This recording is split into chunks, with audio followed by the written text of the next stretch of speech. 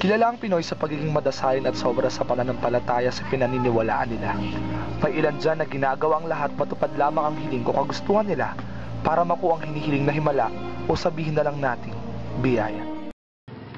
Ang Quiapo na atang isa sa pinakaabalang lugar sa buong Kamaynilaan. Dito mo makikita ang iba't ibang klase ng tao. May ilang taong naniniraan sa tabi ng simbahan. May mga nagtitinda ng kung ano-anong memorabilia. Kalat ang mga namamalimos. At isama na rin natin ang mga nagkalat na mandurukot. Pero hindi naman puro ganyan sa lugar na Quiapo. Dito mo rin makita yung masasabi nating totoong Kristiyano at totoong deboto ng mahal na Nazareno.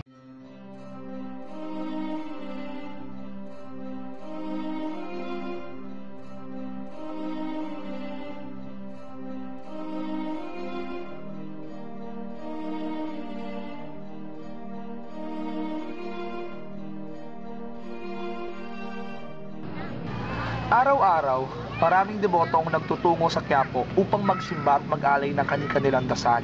Ang ilan sa kanila ay sadyang may matinding pinagdadaanan sa buhay. Makikita mo naman ito kung paano sila magdasal.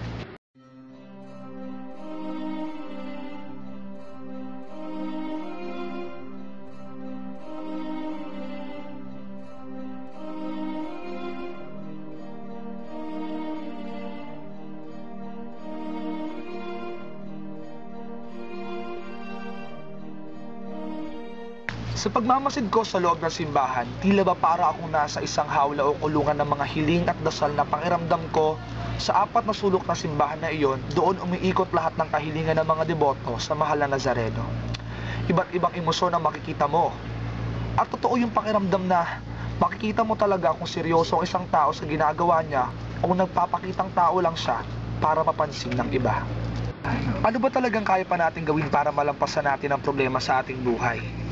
Ang mga Pinoy kasi kilala tayo sa pagiging matatag at matibay. Kaya siguro tayo binibigyan ng maraming problema kasi alam ng Diyos na kaya pa at meron pa tayong ibubuga. Ikaw, gaano katatag ang pananampalataya mo? Anong kaya mong gawin para dito?